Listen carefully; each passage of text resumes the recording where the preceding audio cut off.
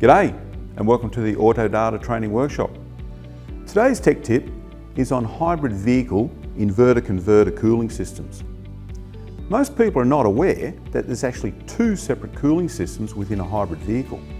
We have one for the engine and one for the inverter converter.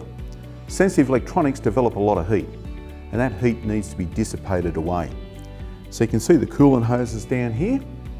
So what happens is there's an electric water pump that circulates coolant through the inverter converter and through a section of the radiator. And that's how manufacturers maintain a stable operating temperature of the inverter converter.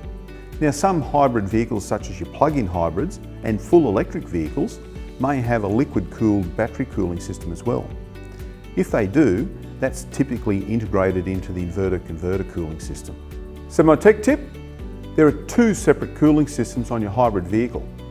One for the engine and one for the inverter converter. They both need to be serviced to ensure efficient operation of your hybrid vehicle.